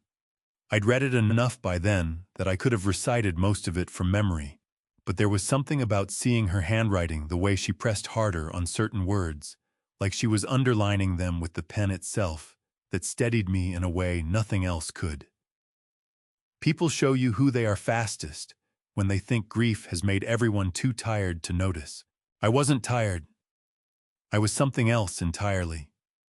Something Linda would have recognized because she'd been there herself in those final months, watching from a hospital bed with clearer eyes than anyone in the room gave her credit for. The next morning, I called Daniel. "Can you and Megan come for dinner tonight?" I asked, keeping my voice slower than usual, letting a little more fatigue bleed through than I actually felt. "I've been thinking about what you said, about what your mother would have wanted." There was a pause on Daniel's end, the pause of a man recalculating. "Yeah," he said carefully. "Yeah, of course, Dad. What time?" "7. I'll order something." I hung up and spent the next hour sitting at the kitchen table with a cup of coffee going cold in front of me, rehearsing nothing, preparing nothing, because what I needed from that evening wasn't something you could script. I just needed to ask one question at the right moment, and then sit back and listen. They arrived at 7:15. Megan walked in first, her eyes scanning the kitchen the way they always did now, taking inventory of things that didn't belong to her yet. Daniel followed, carrying a bottle of wine I recognized from the expensive section at Whole Foods, the kind you bring when you think the evening might go your way. We ate Thai takeout from the same place on Ventura Boulevard where Daniel had ordered dinner the week of the funeral. I didn't mention the coincidence. I ate slowly, said little, and let the silence do most of the work. Megan filled the gaps the way she always did, talking about a friend's vacation to Portugal, a new restaurant in Silver Lake she'd been meaning to try, the weather shifting toward winter, the way Los Angeles pretends to have seasons. When the containers were cleared, I leaned back in my chair and rubbed my face with both hands, a gesture I didn't have to fake, because I was genuinely exhausted, just not for the reasons they assumed. "I've been thinking about the warehouse," I said. Both of them went still. "I can't keep managing it on my own. The tenants are fine, the lease is solid, but the maintenance, the insurance paperwork, the inspections, it's a lot for one person." I looked down at the table. "Maybe you two were right. Maybe it makes sense to sell. Megan's eyes lit up in a way she didn't bother to conceal, a quick flash of something triumphant that crossed her face before she caught it and rearranged her expression into something more appropriate. That's really smart, Dad," Daniel said, leaning forward. "It's a lot of stress you don't need right now." "If we sell," I continued, still looking at the table, "I want to know what you'd want to do with the money. Both of you. Just so I understand what we're talking about." That was all it took. Megan reached into her purse and pulled out her phone, opening a notes app she'd apparently been updating regularly enough that the list was already organized. "Okay," she said, straightening in her chair like she was presenting to a board of directors. "First, my dad's boat. The deposit's already been placed, so we'd need about $120,000 to close that out." I nodded. "Go on." "House Stevens showroom, $600,000 for the build-out and first year of operations. Then there's the house." She glanced at Daniel, who picked up the thread without missing a beat. "Megan and I have been looking at a place in Encino," he said. 4 bedrooms, pool, renovated kitchen. It's listed at $1.2 million, but we think we can get it for under $1 million with a strong cash offer. And I want to take some time off," Daniel continued. "Travel. Maybe Europe for a few months. We've been talking about it for years, and this feels like the right time." I let him finish. Then I asked the question I'd been carrying in my chest since I sat down. "What about me?" Megan didn't hesitate. Not even for a second, not even the polite pause of someone who realizes the question might matter more than it sounds. "Well, you'd obviously sell the house too." She said, her tone practical, efficient. The same tone she probably used when presenting quarterly marketing reports at the dealership she no longer worked at. "Downsize to something manageable. There are some really nice senior apartments in Glendale with full-service maintenance. 1 bedroom, everything taken care of, meals included. Honestly, Dad, it would be a relief for you. No yard work, no repairs, no worrying about the store anymore." She said it the way you'd describe relocating a piece of furniture you no longer had room for, finding a corner where it wouldn't be in the way. I looked at Daniel. He was studying the label on the wine bottle, turning it slowly in his hands, and I realized he wasn't going to contradict her. He wasn't going to say, "Wait, that's not what we meant." He wasn't going to look up and tell his father that of course there would be something more for him than a 1-bedroom apartment in Glendale with meals included. He just sat there turning the bottle, waiting for the moment to pass. I nodded slowly. I pushed back my chair. I stood up.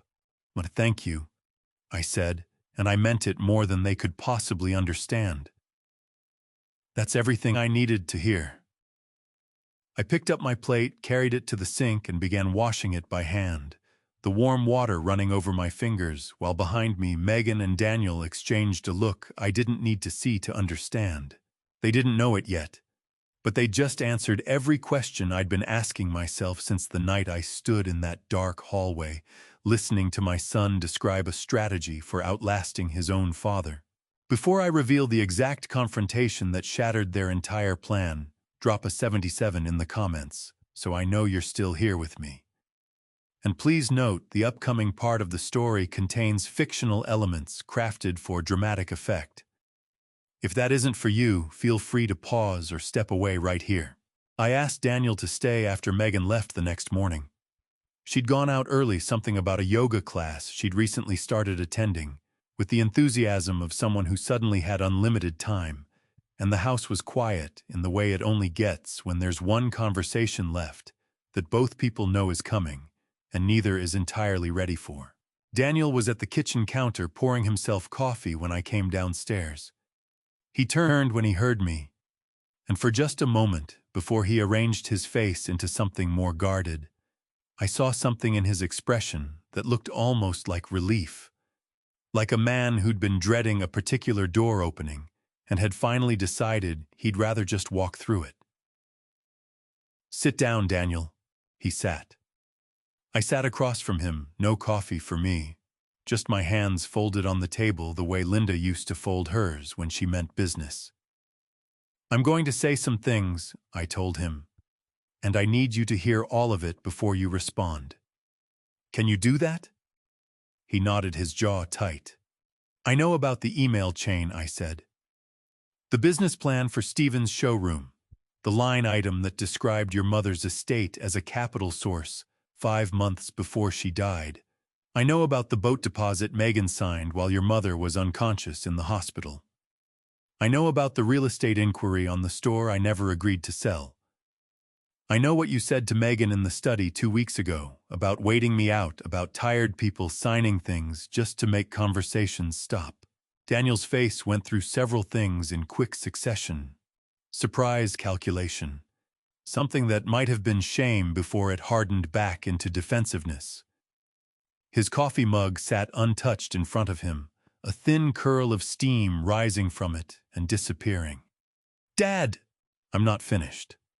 I kept my voice level the way you keep a level on a surface you're trying to make sure is true. Your mother knew most of this before she died. She knew, and she chose not to tell me because she knew I'd defend you. She protected me from the truth about my own son right up until the end, because that's who she was. Daniel's throat moved. His hands came up from the table and he pressed them flat against his eyes, a gesture so familiar it nearly undid me. He'd done the same thing as a boy when he was trying not to cry and thought he was too old to let himself. I'm going to give you one chance, I said. Not because you've earned it. Because your mother would have wanted me to, and because 39 years of being your father counts for something even now. He lowered his hands. His eyes were red at the edges. Call Megan. Tell her the boat deposit is her problem to resolve, not mine. Tell Stephen the showroom money was never real, and he needs to make other arrangements.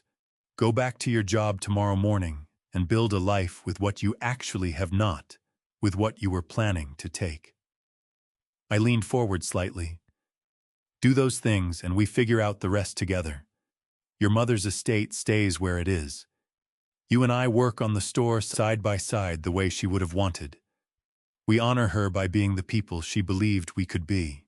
The kitchen was very quiet.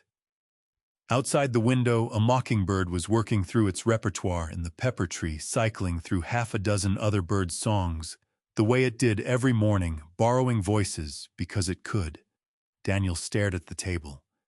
His shoulders rose with a breath that seemed to take considerable effort. Then he stood up. He didn't say anything.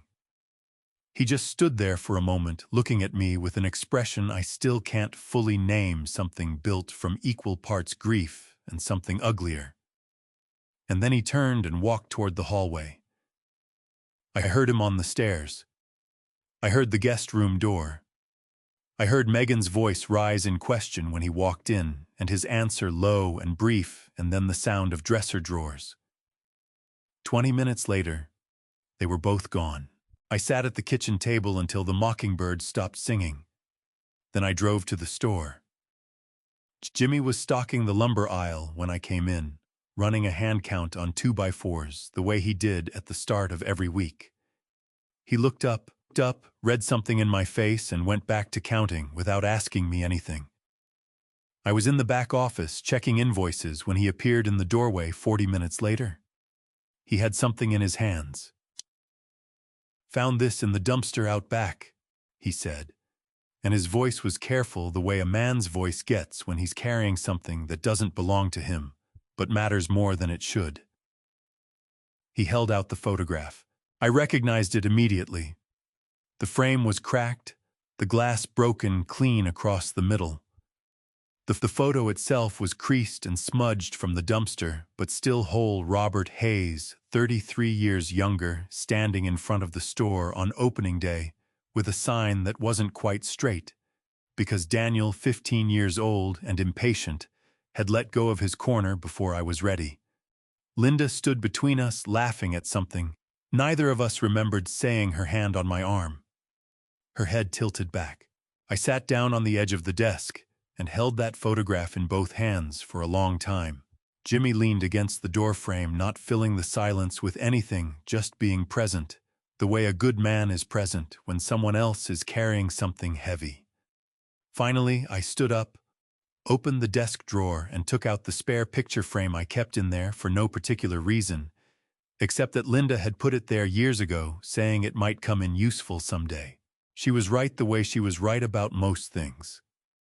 I set the broken frame aside, fitted the photograph into the new one, and walked back out to the store floor to hang it in its proper place. 2 months passed.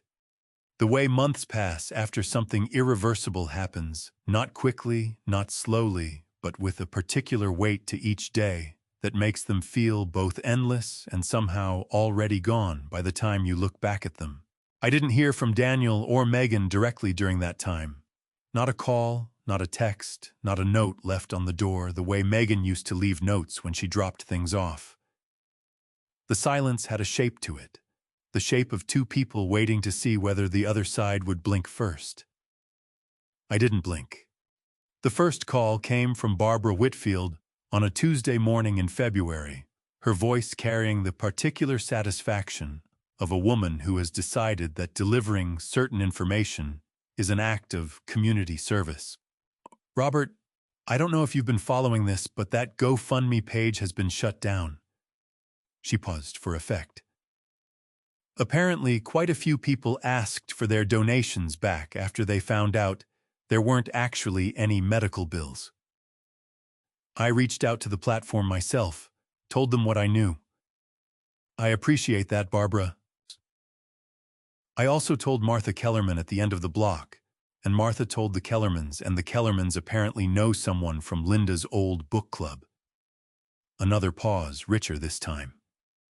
Word gets around, Robert. That's all I'll say. I thanked her and hung up. And I sat with that information for a while, without feeling the satisfaction I might have expected. Megan losing $8,000 in donations she'd already spent wasn't justice. It was just consequence, which is a quieter thing. The second call came 3 days later, and this one surprised me. It was Stephen Cole, Megan's younger brother, calling from a number I didn't recognize, and leading with an apology before I'd said anything beyond hello. Mr. Hayes, I know I'm probably the last person you want to hear from right now. His voice was younger than I'd imagined, softer too. The voice of someone who'd gotten himself into something larger than he'd anticipated. I just wanted to say I'm sorry. For my part in all of it, I let him talk. It took a few minutes, and what came out was the story of a 31-year-old who'd believed his sister when she said the money was essentially already theirs, who'd put down a deposit on commercial space on Robertson Boulevard and borrowed $9,000 from 2 separate friends to cover preliminary design consultations, and who was now working double shifts at his current job to pay those friends back after the showroom deal collapsed. I should have asked more questions, Stephen said. When Megan's certain about something, it's hard to remember that certainty isn't the same thing as having actually checked. No, I agreed. It isn't. Is there anything I can do for you, I mean? Not for the money. Just I know what your wife meant to Megan, and I know Megan didn't act right. I wanted someone in that family to say that out loud to you. I told him I appreciated it, and I meant that more than he probably knew, because in 2 months of consequences and silence, his was the first call from that side of the family that hadn't wanted something from me. The third piece of news came from Jimmy, delivered the way Jimmy delivered most things, directly, without editorializing while doing something else at the same time. You heard something this week, he said one morning, not looking up from a shipment manifest he was checking against the delivery that had just come in. Guy I know works at the same company as Daniel. Says Daniel tried to come back after he quit, but his position had been filled. They offered him a regional account job. Pays less, more driving, no direct reports. He flipped a page on the manifest. Just thought you should know.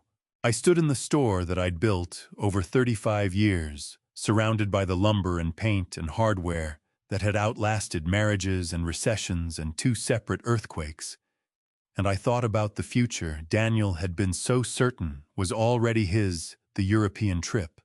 The house in Encino, the inheritance spread across a spreadsheet like something that had already been decided.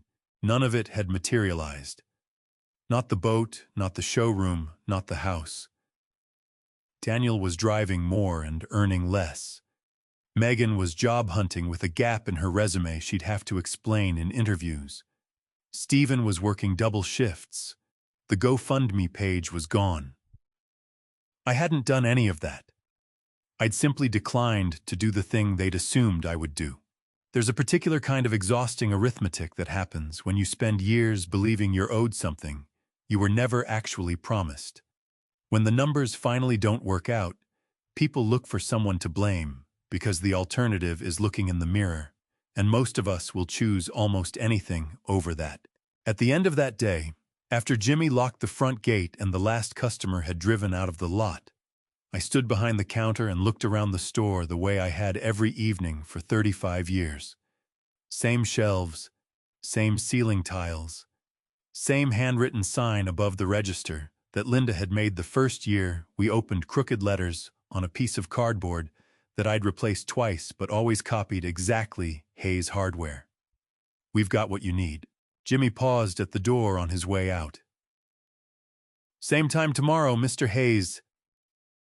I looked around the store one more time at the photograph hanging straight and clean on the wall in its new frame at Linda's sign at 35 years of something real.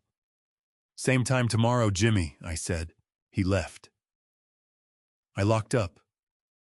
I drove home to a house that was quieter than it used to be, and sat on the back porch under the lemon tree until the stars came out over Los Angeles, which takes longer than it should because of all the light. But they get there eventually if you're patient enough to wait. 2 months passed. The way months pass, after something irreversible happens, not quickly, not slowly, but with a particular weight to each day that makes them feel both endless and somehow already gone by the time you look back at them. I didn't hear from Daniel or Megan directly during that time. Not a call, not a text, not a note left on the door the way Megan used to leave notes when she dropped things off. The silence had a shape to it, the shape of two people waiting to see whether the other side would blink first. I didn't blink. The first call came from Barbara Whitfield on a Tuesday morning in February, her voice carrying the particular satisfaction of a woman who has decided that delivering certain information is an act of community service. Robert, I don't know if you've been following this, but that GoFundMe page has been shut down. She paused for effect. Apparently, quite a few people asked for their donations back after they found out there weren't actually any medical bills. I reached out to the platform myself, told them what I knew. I appreciate that, Barbara. I also told Martha Kellerman at the end of the block, and Martha told the Kellermans, and the Kellermans apparently know someone from Linda's old book club. Another pause, richer this time. Word gets around, Robert. That's all I'll say. I thanked her and hung up, and I sat with that information for a while without feeling the satisfaction I might have expected. Megan losing $8,000 in donations she'd already spent wasn't justice. It was just consequence, which is a quieter thing. The second call came 3 days later, and this one surprised me. It was Stephen Cole, Megan's younger brother, calling from a number I didn't recognize, and leading with an apology before I'd said anything beyond hello. Mr. Hayes, I know I'm probably the last person you want to hear from right now. His voice was younger than I'd imagined, softer too. The voice of someone who'd gotten himself into something larger than he'd anticipated. I just wanted to say I'm sorry. For my part in all of it, I let him talk. It took a few minutes, and what came out was the story of a 31-year-old who'd believed his sister when she said the money was essentially already theirs, who'd put down a deposit on commercial space on Robertson Boulevard, and borrowed $9,000 from two separate friends to cover preliminary design consultations, and who was now working double shifts at his current job to pay those friends back after the showroom deal collapsed. "I should have asked more questions," Stephen said. When Megan's certain about something, it's hard to remember that certainty isn't the same thing as having actually checked." "No," I agreed. "It isn't. Is there anything I can do for you, I mean? Not for the money. Just I know what your wife meant to Megan, and I know Megan didn't act right. I wanted someone in that family to say that out loud to you. I told him I appreciated it, and I meant that more than he probably knew, because in 2 months of consequences and silence, his was the first call from that side of the family that hadn't wanted something from me."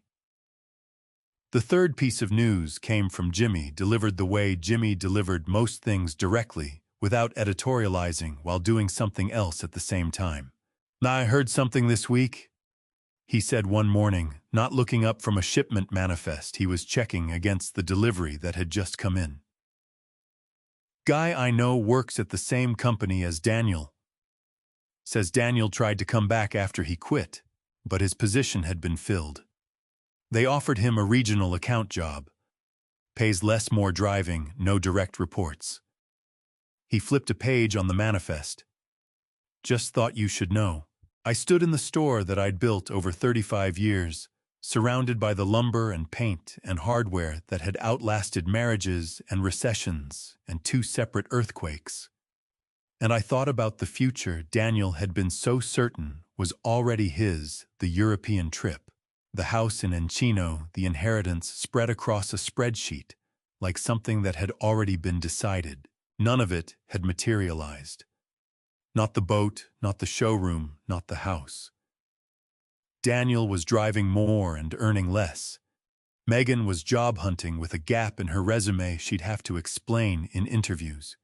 Stephen was working double shifts. The GoFundMe page was gone. I hadn't done any of that. I'd simply declined to do the thing they'd assumed I would do. There's a particular kind of exhausting arithmetic that happens when you spend years believing you're owed something you were never actually promised. When the numbers finally don't work out, people look for someone to blame because the alternative is looking in the mirror, and most of us will choose almost anything over that. At the end of that day, after Jimmy locked the front gate and the last customer had driven out of the lot, I stood behind the counter and looked around the store the way I had every evening for 35 years. Same shelves, same ceiling tiles, same handwritten sign above the register that Linda had made the first year we opened crooked letters on a piece of cardboard that I'd replaced twice but always copied exactly Hayes Hardware. "We've got what you need." Jimmy paused at the door on his way out. "Same time tomorrow, Mr. Hayes?" I looked around the store one more time at the photograph hanging straight and clean on the wall in its new frame, at Linda's sign, at 35 years of something real. "Same time tomorrow, Jimmy," I said. He left. I locked up.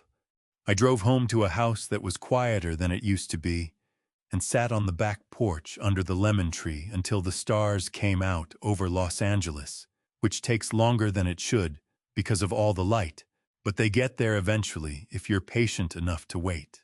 Samuel called on a Tuesday in June, 6 months after we buried Linda. "There's one more thing she left," he said. "She asked me to wait until I believed you were ready." I sat with that sentence for a moment after we hung up. Until I believed you were ready. Not until you ask. Not until a certain number of months have passed. Until Samuel Green, who had known Linda for nearly 20 years and had watched more families fall apart over estate matters than either of us would care to count, decided on his own that I had become the kind of man who could receive whatever was in that envelope without it breaking something that hadn't finished healing yet. I drove downtown that afternoon the way I'd driven it dozens of times over the past 6 months, the route becoming familiar enough that my hands knew the turns before my mind did. The parking structure, the the lobby directory, the narrow hallway on the fourth floor. All of it the same as the first time when I'd walked in, not knowing what Linda had arranged, and the time after that, and the time after that. I sat across from Samuel in the same chair I'd sat in the first time, the folder and water bottle arranged the same way. No tissues this time. I didn't need them anymore, or at least I'd gotten better at deciding that in advance, which isn't quite the same thing, but is close enough that I'd stopped examining the difference. He handed me the envelope without preamble. Smaller than the first one, lighter too, as if whatever it contained had been distilled down to the essential weight of things. My name in Linda's handwriting, the letters pressed harder than usual, like she'd wanted to make sure they stayed, even after everything else had faded. I opened it slowly. I'd learned over the course of these months that some things are worth the extra moment before you reach them. Robert, if Samuel's given you this, it means enough time has passed. It means you're still standing, which I never doubted for a single day. I stopped there and looked up at the ceiling for a moment. The way you look at a ceiling when you need somewhere neutral to rest your eyes, while your chest does whatever it needs to do. Samuel's office had water stains on the ceiling tiles in one corner that I'd never noticed before, small imperfections in something that looked solid from a distance. I looked at them until I was ready to keep reading. I didn't set up the trust to punish Daniel. I didn't arrange any of this to win an argument or settle a score. I arranged it because I loved you, and because I knew that grief makes even the strongest people temporarily unable to see clearly. I wanted you to have time to see clearly before anyone took anything from you. I thought about those first weeks, the kitchen table, Megan's voice promising her father a boat, Daniel's voice in the dark hallway telling Megan that I'd come around eventually, that tired people sign things just to make conversations stop.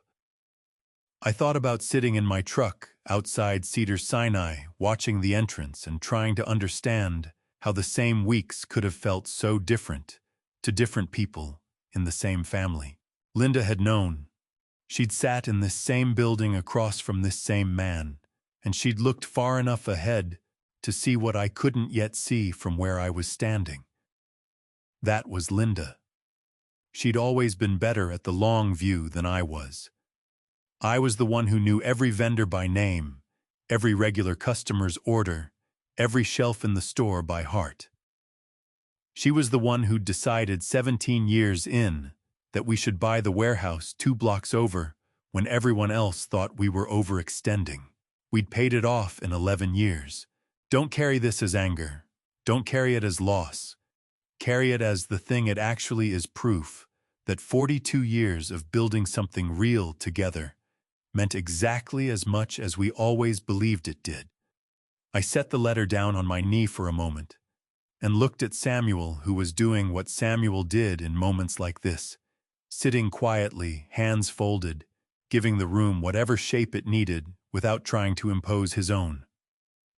She was something, I said. She was, he agreed. I picked the letter back up. And Robert, don't ever let my death turn you into a wallet for the living. Yours always and completely. Linda. I read it twice. Then I folded it along the original creases, careful and deliberate, the way you fold something you intend to keep for a long time in a place where you can find it. I slid it back into the envelope and pressed it flat against my chest with both hands, just for a moment. The way you hold something close when close is the only thing that feels right. Samuel waited. He'd been waiting patiently for 6 months on Linda's behalf, honoring a promise to a woman he'd respected enough to keep it precisely the way she'd asked. That deserved something more than a signature and a handshake. Thank you, Samuel, I said. For all of it. For the way you handled everything she asked you to do. He shook his head slightly. She made it easy. She was very clear about what she wanted and why she wanted it. In 30 years of this work, I've rarely had a client who understood so precisely what she was trying to protect. I thought about that on the way to the elevator. What she was trying to protect. Not the store, not the warehouse, not the savings account, or the investment portfolio. Me. She'd spent the last year of her life arranging things so that I would have enough time and enough clarity to protect myself, because she knew better than I did that I was the kind of man who needed a runway before he could see what was coming. Inside the elevator, the doors closed, and I looked at my own reflection in the brushed steel. A 68-year-old man with silver hair and calloused hands that had loaded lumber and mixed concrete and balanced ledgers for 35 years. A man who had loved one woman for 42 years and built one life and meant every bit of it. Linda had protected that, right up until the end and past it. I nodded at myself once the way you acknowledge something you finally understood well enough to carry forward. The doors opened. I walked out into the Los Angeles afternoon and drove back to the store where Jimmy was waiting, and the shelves needed restocking and the work, as it always had, continued. Daniel came to the store on a Thursday afternoon in August, 8 months after we buried his mother. He came alone. That was the first thing I noticed. No Megan waiting in the car, no phone in his hand, no carefully prepared opening line delivered at the door. Just my son, thinner than he'd been at the funeral, standing between the lumber stacks with his hands in his pockets, like a man who'd finally run out of strategies and decided to try something else entirely. I poured him a glass of water from the cooler behind the counter without asking. He took it with both hands. We sat on the 2 stools behind the register, the same stools where I'd counted inventory with Linda on Sunday evenings for the better part of 3 decades, and I let Daniel talk without interrupting him once. He talked for almost 20 minutes. About Megan, about the job, about the showroom, and Stephen, and the boat deposit that had cost them more to cancel than it would have cost to simply walk away from earlier. He didn't make excuses, which surprised me. He didn't try to reframe what had happened or assign blame to anyone else in the room. He just described it the way you describe something you've spent months turning over until you finally understand the shape of it. Listening to him, I kept thinking about the boy he'd been at 15, standing on a ladder on opening day, struggling to hold up one end of the store sign while I worked the other end into the bracket.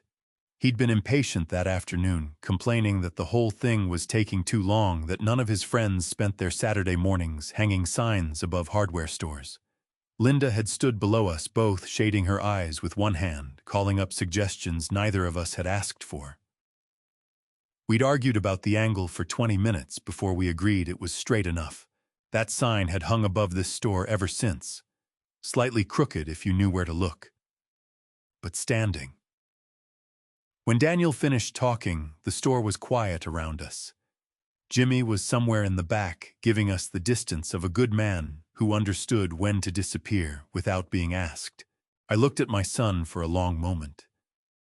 He'd aged in these 8 months in the particular way that happens when the future you were counting on fails to arrive and you have to rebuild your expectations from scratch.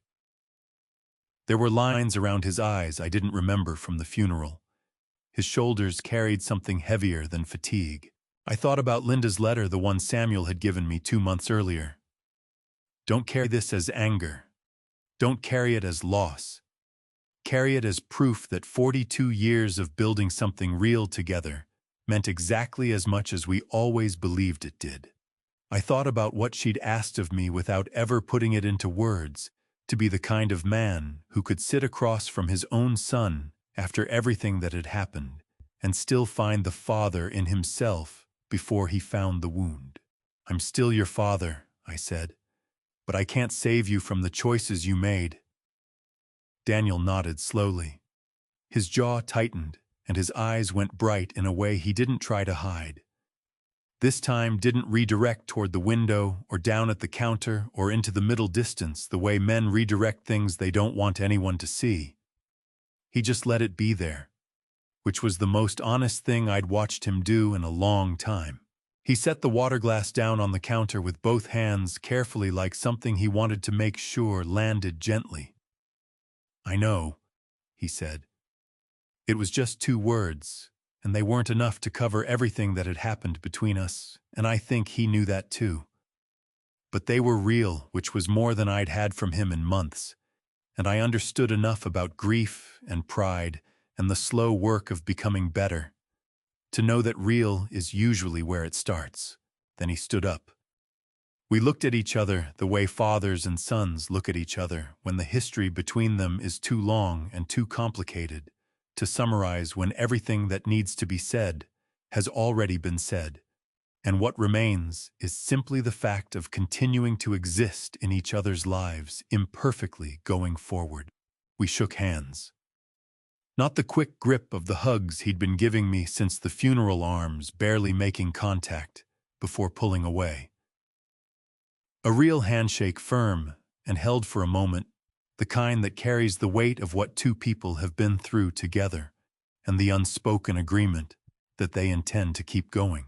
He walked out through the front of the store into the August afternoon, the bell above the door ringing once behind him, and I watched him cross the parking lot through the front windows until he reached his car, the same kind of watching you do when someone you love walks away, and you're not certain when you'll see them again, but you believe because you have to, that you will. I stood behind the counter for a while after he left. Above me, Linda's photograph hung straight and clean in its new frame opening day, her hand on my arm, her head tilted back in laughter at something neither of us remembered saying. The store sign slightly crooked behind us both. I'd looked at that photograph 1,000 times since Jimmy brought it back from the dumpster. Every time it told me something slightly different. That afternoon, what it told me was this: we had built something worth protecting. And I had protected it. Jimmy came out from the back and started straightening a display of weather stripping near the front door without being asked, moving quietly through the store the way he always did, taking care of things before anyone had to notice they needed taking care of. The late afternoon light came through the windows at the low August angle, warm and unhurried, laying itself across the worn floor in long strips, the way it had done every August afternoon for 35 years. I looked up at Linda one more time, her laugh frozen in that photograph, her hand on my arm, her eyes bright with whatever it was I'd said that day that neither of us could remember anymore. Then I got back to work. Daniel came to the store on a Thursday afternoon in August, 8 months after we buried his mother. He came alone. That was the first thing I noticed. No Megan waiting in the car, no phone in his hand, no carefully prepared opening line delivered at the door. Just my son, thinner than he'd been at the funeral, standing between the lumber stacks, with his hands in his pockets, like a man who'd finally run out of strategies and decided to try something else entirely. I poured him a glass of water from the cooler behind the counter without asking. He took it with both hands. We sat on the 2 stools behind the register, the same stools where I'd counted inventory with Linda on Sunday evenings for the better part of 3 decades, and I let Daniel talk without interrupting him once. He talked for almost 20 minutes. About Megan, about the job, about the showroom, and Stephen and the boat deposit that had cost them more to cancel than it would have cost to simply walk away from earlier. He didn't make excuses, which surprised me. He didn't try to reframe what had happened or assign blame to anyone else in the room. He just described it the way you describe something you've spent months turning over until you finally understand the shape of it. Listening to him, I kept thinking about the boy he'd been at 15, standing on a ladder on opening day, struggling to hold up one end of the store sign, while I worked the other end into the bracket. He'd been impatient that afternoon, complaining that the whole thing was taking too long, that none of his friends spent their Saturday mornings hanging signs above hardware stores. Linda had stood below us, both shading her eyes with one hand, calling up suggestions neither of us had asked for. We'd argued about the angle for 20 minutes before we agreed it was straight enough. That sign had hung above this store ever since, slightly crooked if you knew where to look, but standing. When Daniel finished talking, the store was quiet around us. Jimmy was somewhere in the back, giving us the distance of a good man who understood when to disappear without being asked. I looked at my son for a long moment. He'd aged in these 8 months in the particular way that happens when the future you were counting on fails to arrive, and you have to rebuild your expectations from scratch. There were lines around his eyes I didn't remember from the funeral. His shoulders carried something heavier than fatigue. I thought about Linda's letter, the one Samuel had given me 2 months earlier. Don't carry this as anger. Don't carry it as loss. Carry it as proof that 42 years of building something real together meant exactly as much as we always believed it did. I thought about what she'd asked of me without ever putting it into words, to be the kind of man who could sit across from his own son after everything that had happened and still find the father in himself before he found the wound. I'm still your father, I said. But I can't save you from the choices you made. Daniel nodded slowly. His jaw tightened and his eyes went bright in a way he didn't try to hide. This time didn't redirect toward the window or down at the counter or into the middle distance the way men redirect things they don't want anyone to see. He just let it be there, which was the most honest thing I'd watched him do in a long time. He set the water glass down on the counter with both hands carefully, like something he wanted to make sure landed gently. I know, he said. It was just 2 words, and they weren't enough to cover everything that had happened between us. And I think he knew that too. But they were real, which was more than I'd had from him in months, and I understood enough about grief and pride and the slow work of becoming better to know that real is usually where it starts. Then he stood up.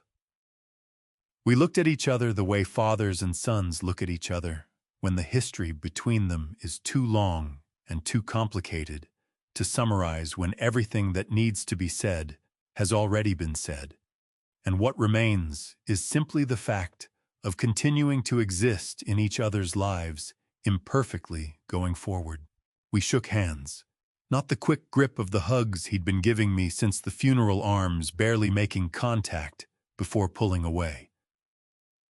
A real handshake, firm and held for a moment, the kind that carries the weight of what 2 people have been through together and the unspoken agreement that they intend to keep going. He walked out through the front of the store into the August afternoon, the bell above the door ringing once behind him, and I watched him cross the parking lot through the front windows until he reached his car. The same kind of watching you do when someone you love walks away, and you're not certain when you'll see them again, but you believe because you have to that you will. I stood behind the counter for a while after he left. Above me, Linda's photograph hung straight and clean in its new frame opening day. Her hand on my arm, her head tilted back in laughter at something neither of us remembered saying. The store sign slightly crooked behind us both. I'd looked at that photograph 1,000 times since Jimmy brought it back from the dumpster. Every time it told me something slightly different. That afternoon, what it told me was this: we had built something worth protecting, and I had protected it. Jimmy came out from the back and started straightening a display of weather stripping near the front door, without being asked, moving quietly through the store, the way he always did, taking care of things before anyone had to notice they needed taking care of.